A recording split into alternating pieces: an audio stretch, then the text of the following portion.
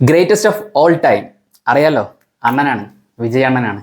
പേരിൻ്റെ ഒന്നും ഒരു കാര്യം അഡീഷണലി കൊടുക്കേണ്ട കാര്യമില്ല. ആശാൻ ഗോട്ട് തന്നെയാണ്. ഒരു പാക്കേജാണ്, entertainment package since more than 25 years ആണല്ലോ. അപ്പോൾ സിനിമ ഞാൻ കണ്ടു, 2 ദിവസം ലേറ്റ് ആയിപ്പോയി. എന്തായാലും ഒരു വിജയ് ഫാൻ എന്നുള്ള നിലയിൽ എല്ലാ രീതിയിലും എൻ്റർടൈനിങ് ആയിട്ടുള്ള ഒരു പടമായിട്ട് തന്നെയാണ് എനിക്ക് ഫീൽ ചെയ്തത്. ഞാൻ ആ ഒരു മൈൻഡ് സെറ്റ് തന്നെയാണ് നമ്മുടെ വിജയ് അണ്ണൻ്റെ പടം കാണാൻ പോവുകയും ചെയ്യാറ്. കാരണം എന്താ വെച്ചാൽ നമ്മളതിൽ ഈ പുതിയ സിനിമയിൽ തന്നെ ഇതിലെ തിരക്കഥയും കഥാഗതിയും അതുപോലെ തന്നെ ആ കഥാപരിസരമൊക്കെ നോക്കിക്കഴിഞ്ഞാൽ നമുക്ക് വലിയൊരു പുതുമ തോന്നാത്ത തരത്തിലുള്ള സംഭവമാണ് സിനിമയിലുള്ളത്. പക്ഷേ എനിക്കിതിലെ വളരെ ഇൻട്രസ്റ്റിംഗ് ആയിട്ട് തോന്നിയ 3 കാര്യങ്ങളാണുള്ളത്. 3 കാര്യങ്ങൾ കൊണ്ട് മാത്രം എനിക്ക് ആ സിനിമ വളരെ എൻജോയബിൾ ആയിട്ട് തോന്നി.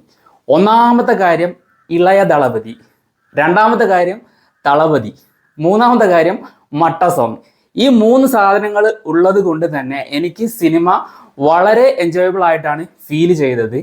ഫസ്റ്റ് ഹാഫിൽ ഈ പറയുന്ന പോലെ തന്നെ ഒരു ഫാമിലി ഓറിയൻറ്റഡ് ആയിട്ടുള്ള രീതിയിലാണ് കഥ പോകുന്നത്. അദ്ദേഹത്തിൻ്റെ ആ ഒരു ഫാമിലി ഓഡിയൻസിനെ എല്ലാവരെയും സാറ്റിസ്ഫൈ ചെയ്യുന്ന രീതിയിൽ കാര്യങ്ങൾ കൊണ്ടുവരാൻ അതിൽ ശ്രമിച്ചിട്ടുണ്ട്.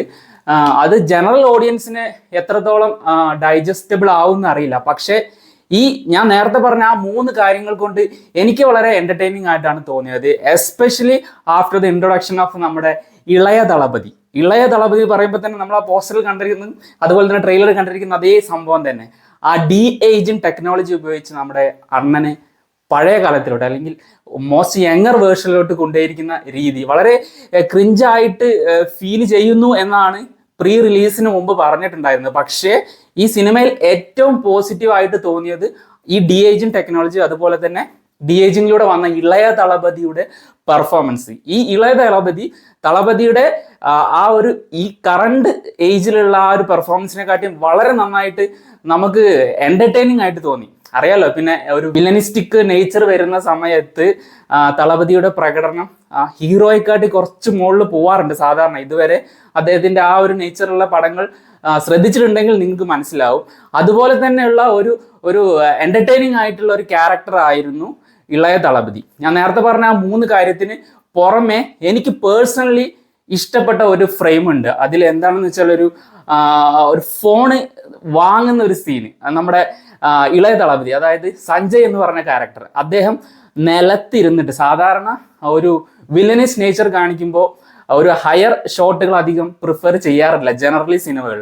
എപ്പോഴും ഒരു ലോ ആംഗിൾ ആയിരിക്കും ആ ഒരു കഥാപാത്രത്തിൻ്റെ ഡോമിനൻസ് കാണിക്കാൻ വേണ്ടി ഉപയോഗിക്കുക. പക്ഷേ ഈ ഒരു സീനിൽ, ഈ ഒരു പ്രത്യേക സീനിൽ ഒരു പുതിയൊരാൾക്ക് ഇദ്ദേഹത്തിന്റെ നേച്ചർ റിവീൽ ചെയ്യുന്ന തരത്തിലുള്ള ഒരു സീക്വൻസ് ആണ് നടക്കുന്നത്. അദ്ദേഹം താഴെയാണ് ഇരിക്കുന്നത്. ക്യാമറയുടെ ആംഗിൾ ഫ്രം മുകളിൽ നിന്ന് ഇങ്ങനെ കാണിക്കുന്ന സമയത്ത് താഴെ കൈ കെട്ടി ഇങ്ങനെ ഇരിക്കുന്ന ഒരു ഷോട്ട് ഉണ്ട്. അതിൽ ശരിക്കും ഒരു ഡെവിളിഷ് നേച്ചർ, ആ ക്യാരക്ടറിന്റെ ആ ഇരുത്തത്തിന്റെ ആ രീതിയും അദ്ദേഹത്തിന്റെ ആ തല അളകുന്ന രീതിയും ഒക്കെ കാണുമ്പോൾ തന്നെ നമുക്കൊരു ഡെവിളിഷ് നേച്ചർ തോന്നും. അതെനിക്ക് വളരെ ഇൻട്രസ്റ്റിംഗ് ആയിട്ടുള്ള ഒരു ഷോട്ടായിട്ട് തോന്നി. എനിക്ക് പേഴ്സണൽ ഫേവറേറ്റ് ആയിട്ടുള്ള ഒരു ഷോട്ട് തന്നെ ആയിരുന്നു അത്. അപ്പോൾ ഞാൻ പറഞ്ഞു വരുന്നത് എന്താണെന്ന് വെച്ചാൽ, നിങ്ങളൊരു ദളപതി ഫാൻ ആണ് എന്നുണ്ടെങ്കിൽ ഒരു 70 to 85% നിങ്ങൾ എൻ്റർടൈൻഡ് ആകുന്ന രീതിയിൽ തന്നെയാണ് സിനിമ വന്നിട്ടുള്ളത്. പിന്നെ അദ്ദേഹത്തിൻ്റെ ആ ഒരു പൊളിറ്റിക്കൽ കരിയറിനോട് കൂടി ബൂസ്റ്റ് ആവുന്ന തരത്തിൽ ഒരുപാട് കാര്യങ്ങൾ സിനിമയിൽ ഇൻവോൾവ് ആയിട്ടുണ്ട്. അത് നമുക്ക് മനസ്സിലാവും ചില കാര്യങ്ങളൊക്കെ. അത് മൊത്തം പറഞ്ഞു കഴിഞ്ഞാൽ ചിലപ്പോൾ അത് സ്പോയിലർ ആയിരിക്കും. അങ്ങനെ പല ഏരിയകളിലും ആ പൊളിറ്റിക്കൽ കരിയറിൽ കൂടി ഇൻഫ്ലുവൻസ്ഡ് ആവുന്ന തരത്തിലുള്ള കാര്യങ്ങൾ കൂടി വരുന്നുണ്ട്. എന്നിരുന്നാലും മൊത്തത്തിലൊരു നെഗറ്റിവിറ്റി മാത്രമുള്ള ഒരു സിനിമയല്ല ഗോട്ട്. എനിക്ക് പേഴ്സണലി എൻജോയബിൾ ആയിട്ട് തോന്നി. അതുപോലെ തന്നെ വിജയ് ആരാധകർക്കും വേണ്ട എല്ലാ ചേരുവകളും സിനിമയിലുണ്ട്. പക്ഷേ ഈ വെങ്കട് പ്രഭു എന്ന് പറഞ്ഞ ആ ഡയറക്ടറുടെ ഒരു കയ്യൊപ്പ് ഈ സിനിമയിൽ എവിടെയും കാണാൻ കഴിയില്ല. കാരണം മങ്കാദ, അതുപോലെ തന്നെ മാനാട്, അങ്ങനെ വളരെ പുതുമ നിറഞ്ഞ തീമും പ്രസന്റേഷനുമായിട്ട് വന്ന ഒരു ഡയറക്ടർ തന്നെയാണോ ഇത് ചെയ്തതെന്നൊരു സംശയം നമുക്ക് തോന്നും. അദ്ദേഹത്തിൻ്റെതായിട്ടുള്ള ഒരു ഇൻഫ്ലുവൻസ് ഇല്ലെങ്കിൽ കൂടി വിജയ് എന്ന് പറയുന്ന ആ ഒരു ജയന്റ് ഹീറോയിക് ഫിഗർ ഈ സിനിമ ഉയർത്തിക്കൊണ്ടുപോകുന്നുണ്ട്. എസ്പെഷ്യലി ഇളയ ദളപതിയായിട്ട് വന്ന, നമ്മുടെ വില്ലനായിട്ട് വന്ന വിജയ്.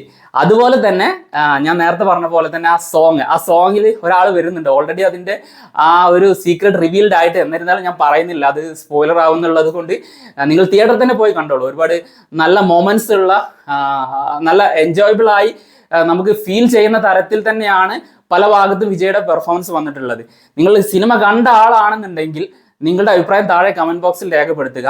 പിന്നെ നമ്മുടെ അണ്ണന്റെ ലാസ്റ്റ് ഡാൻസ് ആണെന്നാണ് പറയുന്നത്. അത് എന്ന് വെച്ചാൽ അദ്ദേഹം പൊളിറ്റിക്കൽ കരിയറിലോട്ട് ഇറങ്ങുന്നതിന് മുമ്പ് ഉള്ള അവസാനത്തെ സിനിമ. മേ ബി ആ ഒരു റൗണ്ട് ആ പൊളിറ്റിക്കൽ കരിയർ മുന്നോട്ട് കൊണ്ടുപോയി അതിനുശേഷം അദ്ദേഹം ഒരു മാസീവ് തിരിച്ചുവരവ് നടത്താനും സാധ്യതയുണ്ട്. എന്നിരുന്നാലും ഒരു വിജയ് ഫാനാണ് നിങ്ങളെങ്കിൽ മസ്റ്റായിട്ട് ഈ സിനിമ തിയേറ്ററിൽ പോയി കണ്ട് നമ്മുടെ അണ്ണൻ്റെ ആ ഒരു ലാസ്റ്റ് അറ്റംപ്റ്റ് ഒന്ന് എൻജോയ് ചെയ്തിട്ട് വരാവുന്നതേ ഉള്ളൂ. നിങ്ങളുടെ അഭിപ്രായങ്ങളും നിർദ്ദേശങ്ങളും താഴെ കമന്റ് ബോക്സിൽ രേഖപ്പെടുത്തുക. മറ്റൊരു വീഡിയോ ആയിട്ട് വീണ്ടും വരാം. ബൈ.